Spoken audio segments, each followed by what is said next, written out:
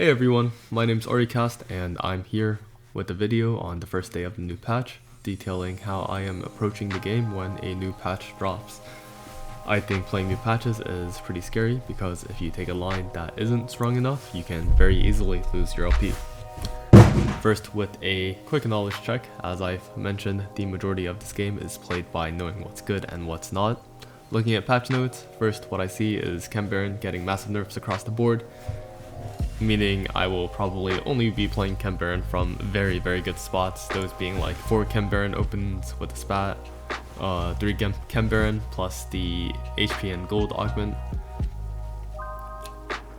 Overall, it's going to be a comp that I'm avoiding. On the other hand, Scrap got a pretty big shield buff, lasting from 20 seconds to 24 now, and that duration means that when fights get close at 20 seconds, your backline isn't going to lose their shields and just drop dead. Instead, your Corkis and GPs are going to be able to take damage, use the shield to generate mana, get an extra cast off, and win more fights. Really quickly here, I also want to point out that if you saw Augment Select in this game, I had the option of opening with Ambusher, Spat, Camille, and a Hodge.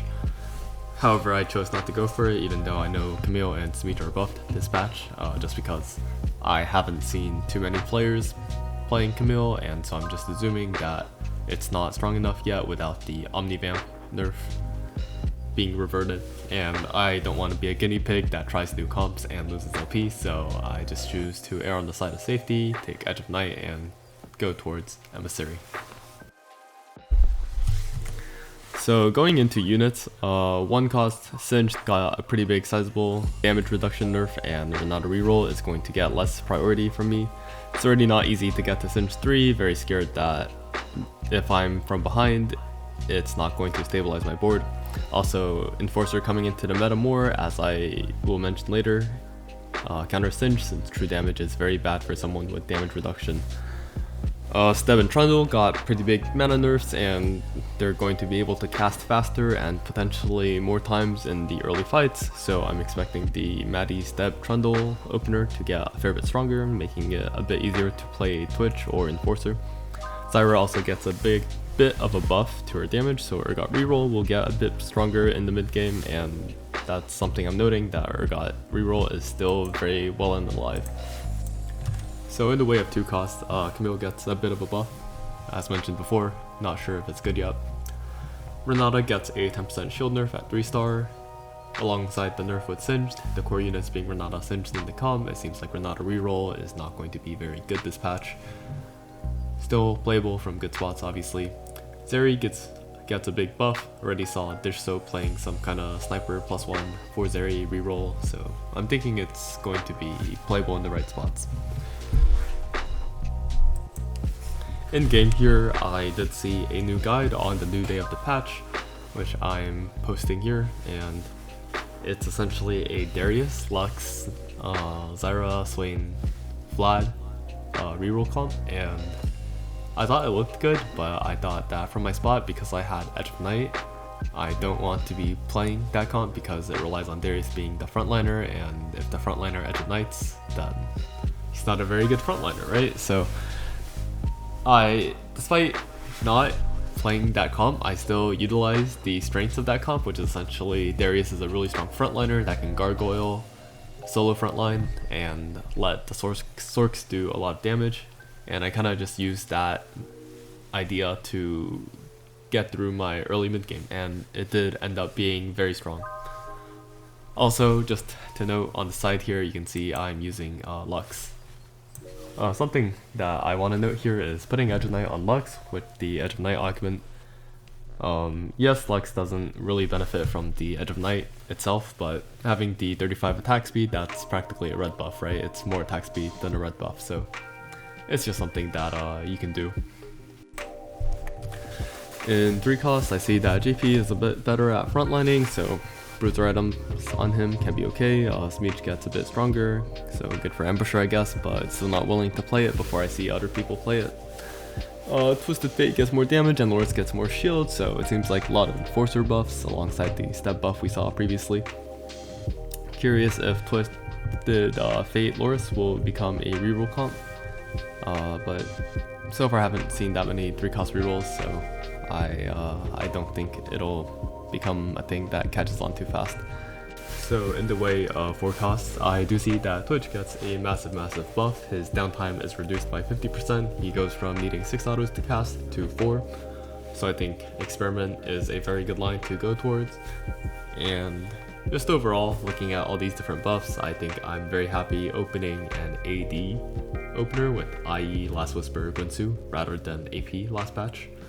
Since I think Twitch, Enforcer, and Zeri are all very strong and viable comps, Emissary is still okay as well. So overall, I think my games will lean more towards playing AD. Just looking at the 4-1 transition I made, obviously I'm Epoch and I'm on full streak, so I do want to level and roll on 4-1. I am able to roll all my units, however I don't end up making the transition until 4-2 because I know that I will want to roll more after I sell all my Sorks, and I think my Darius Sork board is probably still a bit stronger than me trying to transition in 5 seconds, missing a unit, not getting more Emissary in. So I choose to be a bit safe here, and I got very lucky. I hit my Ambessa 2, Vi 2, Quirky 2, GP 2, Explain 2, and Garen pair. Just basically hit my entire board, and I'm happy to just sit and go 9. So very good roll down, a bit of an interesting mechanical choice there to not start switching my units out until 4-2. But it's something that I know my pivots aren't amazing and aren't like the highest challenger level, especially I guess I'm still not too familiar with all the comps yet in just this set. So I do want to give myself time to figure out what's going on and not just sack my board accidentally and give myself the best chance to win. Fortunately, I do run into the Chem Baron on 4-1, so I'm able to get a win and keep my streak going. Aside from the patch notes, I use the trends page on Tactics Tools to tell me what's going on in live games. I can see that Sork and Twitch Enforcer are averaging higher, 5 Ambusher is playable, 6 Artillerist looks pretty strong at a 3.x average, Sork Vertical is playable with 8 Sork averaging better, and I see Renata Nocturne going down in average placement, so guessing those rerolls are going to be pretty bad except from the right spots. Obviously, if I open a very strong Renata board with something like the Void Color Augment or Nocturne with the Fishbones, I'll still play it. But I will keep in mind that, for example, Renata, the Singed is much weaker and much more killable. And for Nocturne, 6 Automata, which is usually a very solid win-out condition, is now a lot weaker and probably not as much of a win-out as before. So what I do before I go into a game is I kind of just review the comps that I think are playable and not playable and make mental notes to myself. So for example, as we just mentioned, Renata and Nocturne are not playable, but I think Urgot still is. Family, Augment's got nerfed, and I just don't think it's that great of a comp tempo-wise. So I'm putting it as a try not to play that comp unless I'm opening like 5 wallets or something. Also, I think Ultimate Hero got nerfed in Anomaly, so it went to 4 turns, which is 1 more turn of down time for your Violet if you hit Ultimate Hero, which is not great.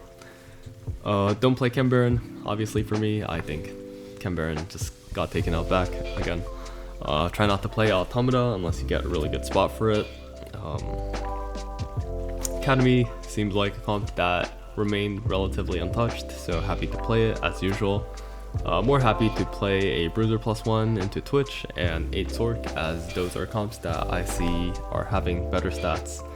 And of course Soko still seems fine, Emissary still seems fine, so comps from last patch are still intact for the most part. So the goal of this video is really just to talk about what I do when there's a new patch and how I approach it. Obviously when the meta's not solved, it's much scarier to play the game. And so overall, I think apart from the points I covered, which is looking at the patch notes, looking at stats on Tactics Tools, the other thing I end up doing is I will look at top streamers, for example, Dish Soap's stream.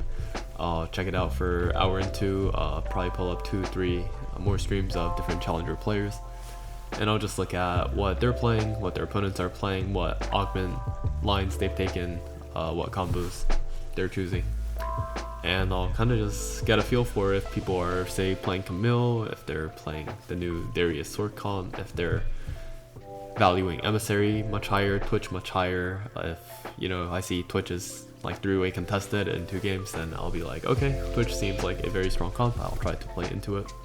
And yeah, that's pretty much what I do when a new patch comes out, and I'll keep updated, I'll keep watching streams, I'll make notes, mental notes in game of what I see people playing, and in that way I try and feel out the meta, what's strong, what's not, and go from there.